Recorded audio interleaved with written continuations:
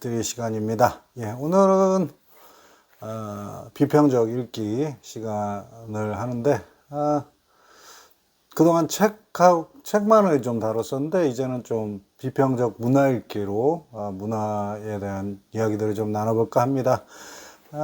오늘 다룰 거는 이제 마이너리티 리포트라는 영화하고 사이코패스라는 일본 만화예요. 일본 만화지만 뭐 넷플릭스 같은 데서는 이제 여러분 쉽게 찾아서 한번 보실 수 있는데, 마이너리티 리포트는 좀 오래됐죠. 오래됐는데 요새 새롭게 리메이크 버전이 나왔습니다.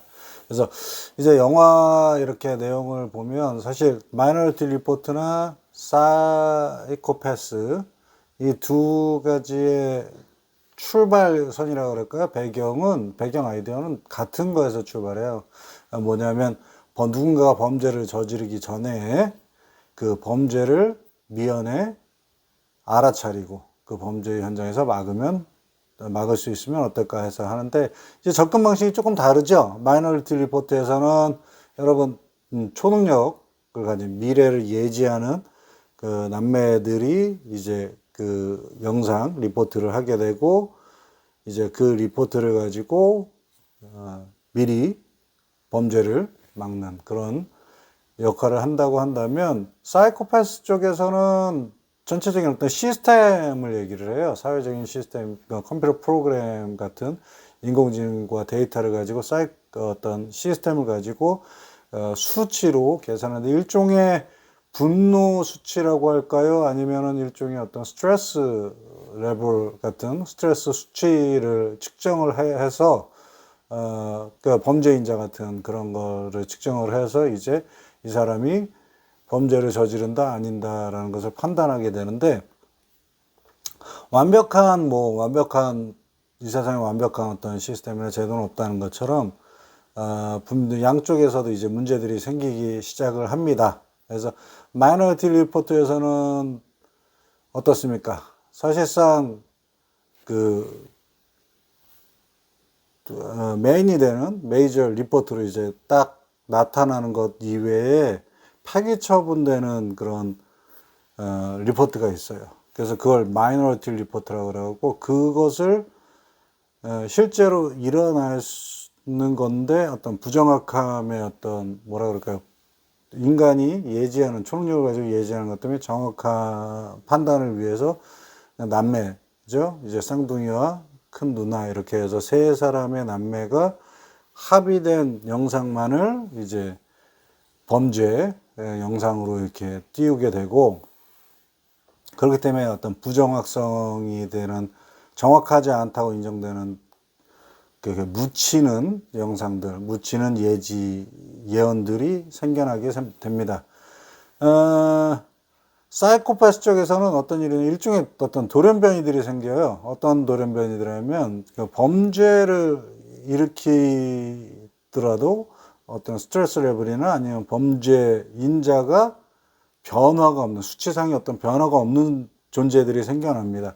그래서 시스템이 어떤 한계가 있어요. 그래서 완전히 이렇게 움직여 가지 않고 그렇게 되는데, 여러 가지 돌연변이 이외에도 이 시스템이 불완전한 시스템의 어떤 한계점의 하나는 뭐냐면, 왜 사람이 범죄의 빅팀이 희생자가 되면은 희생자도 역시 스트레스를 받게 되거든요. 그러니까 그 스트레스 레벨이 높아지게 되는데, 이러다 처음에 이제 수치상으로 측정하는 거기 때문에 처음에는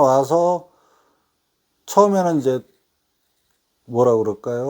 처음에는 이제 희생자로, 범죄의 어떤 피해자로서 간주되는 사람들이 이 스트레스 레벨이나 분노를 수치가 이렇게 쭉 올라가게 되면서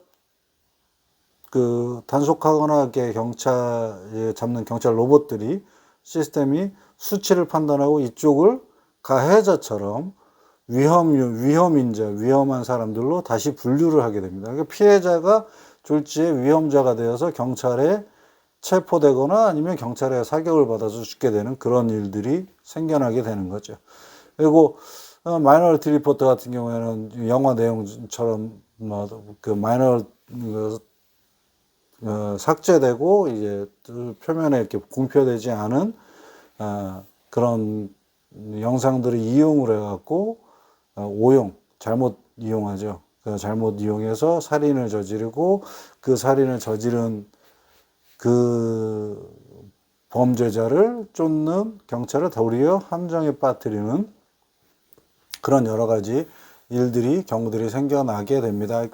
항상 양쪽 이 두 가지의 아이디어 자체를 바라볼 때 한 가지 큰 문제가 하나 있는 것이 뭐냐면 항상 사람을 아직 저지르지 않은 범죄를 가지고 저지를 생각이나 아니면 저지를 만한 위험 인자가 높아졌다라는 이유만을 가지고 사람을 체포하고 벌을 줄 수 있느냐, 하지도 않은 일에 대해서 벌을 줄 수 있느냐 하는 인간의 기본적인 인권에 대한 문제가 생겨납니다. 그래서 마이너리티 리포트 같은 경우는 그런 문제들이나 그런 것들에 대해서 집중적으로 이렇게 다루고 조명을 하는데, 사이코패스 쪽에서는 그런 문제들은 거의 뭐 다뤄지지 않아요. 시스템의 어떤 한계와 시스템이 나아질 수 있도록 어떤 그런 이야기들, 그 시스템 자체를 포기되거나 시스템을 이제 락다운 시키는, 시스템을 꺼버리는 그런 일은 생겨나지 않게 돼요. 그래서 이런 차이는 뭐가 있을까 이렇게 보면, 가만히 보면요, 여러분, 이 차이는 미국의 사회와 일본의 사회의 어떤 배경이 되는 그 사회의 문화나 사상, 생각들이 차이가 있어서 그렇습니다. 뭐가 그렇게 큰 차이가 있느냐? 미국은 여러분들 아시다시피 어떤 거예요? 그러니까 미국은 개인주의적인, 그리고 개인의 인권과 개인의 권리를 굉장히 중요하게 생각을 합니다. 근데 반대로 일본은 개인의 인권보다는 사회 아니면 집단의 어떤 이득이나 아니면 집단의 어떤 더 중요한 가치를 주거든요. 그러니까 사회에서 그런 돌연변이가 있고 시스템의 한계가 있어서 뭐 피해자가 가해자처럼 체포나 아니면 사살의 대상이 된다, 그런 한계점이 있을지언정 사회 전체가 평균적으로 어떻습니까? 평균적으로 안전하고 안정적인 그런 효과를 갖고 있다고 한다면, 약간의 그런 한계들은 무시할 수 있고, 또 한계들은 어떻게 된다? 계속해서 개선해 가면서 발전시켜 나가면 된다라는 생각을 하는 것 같아요. 그래서 일본 사회보다, 개인보다는 사회 전체, 집단을 중시하는 일본의 문화, 그리고 일본의 사회적인 분위기, 그것을 반영을 하고 있고, 그 다음에 미국 마이너리티 리포트 같은 경우에는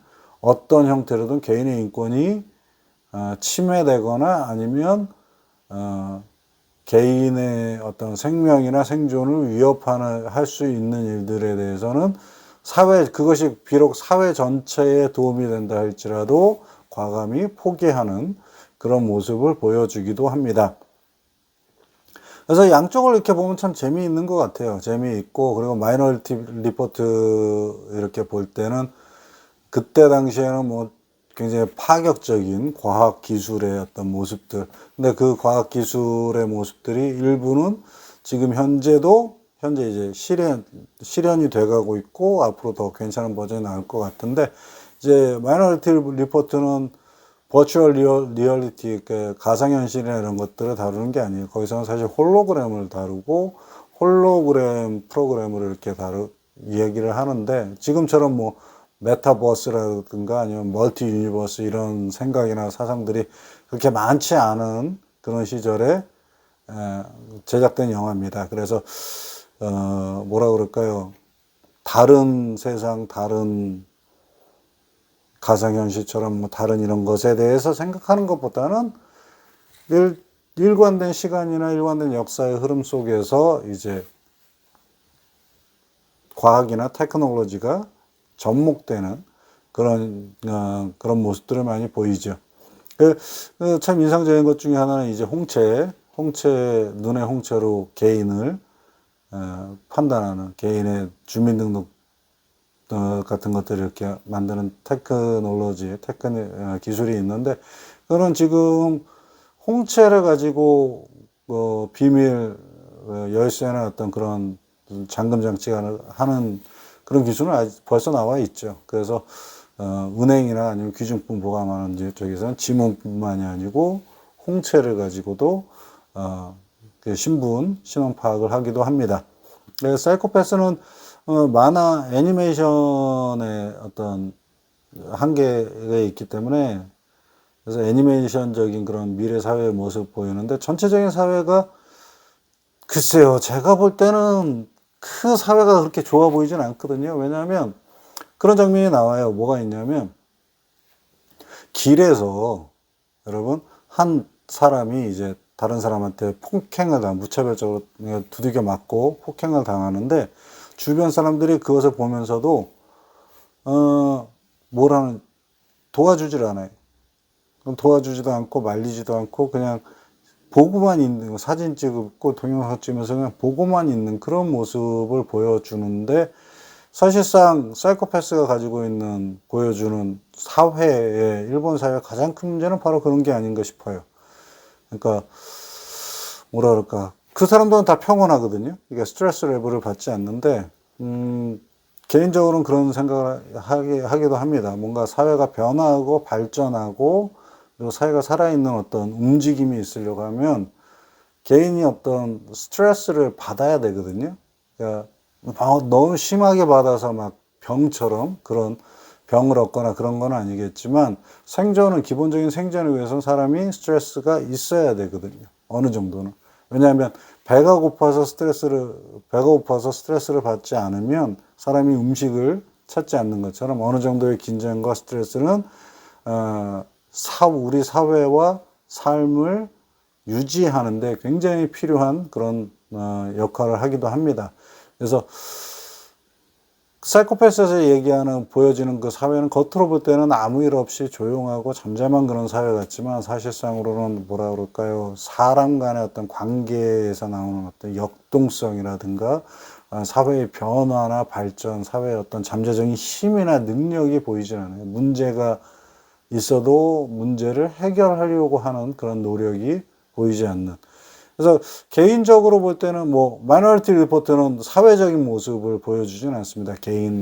주인공 톰 크루즈가 위기 상황을 해결하면서 이제 범죄의 음모를 밝혀내는 그런 카메라 동선으로 이렇게 움직이고 있기 때문에 사회적인 모습을 보여주진 않지만, 그렇지만 감당할 수 없던 문제나 어려움들에 대해서 과감하게 도전하면서 이런 방법 저런 방법을 사용하면서 자신의 한계를 넘어서서 자신의 능력이나 그런 여러 가지의 제한들을 넘어서서 문제들을 해결하는 그런 모습들을 보여줘서, 어떤 면에서는 미국적인 개척자 정신, 그런 것들을 보여준다고 할 수도 있고, 어떤 면에서는 사회가 발전하는 개인들이 느끼는 불편과 개인들이 느끼는 스트레스, 갈등 때문에 이 사회를 더 건강하게, 더 힘있게, 더 올바르게 변화시키고 발전시킬 수 있는 그런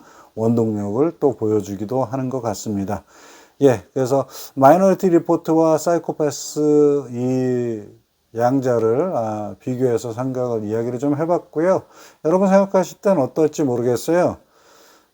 미국적인 그런 개인주의적인 그런 모습도, 그리고 일본적인 집단 전체주의적인 모습도 장점도 있지만 분명히 단점들도 있거든요. 그래서 단점들을 이제 어떻게 해결해 나갈까? 어떤 모습으로 우리 한국 사회나 앞으로의 미국의 미래 사회들이 변해야 좋고, 그 다음에 개인으로서 내가 취할 수 있는 행동이나 입장들은 어떤 것인가 한번 생각해 보시는 것도 꽤 나름 의미가 있을 듯 합니다. 이제까지 비평적 문화 읽기였습니다. 시청해 주셔서 감사합니다. 다음 시간에 또 뵙도록 하겠습니다.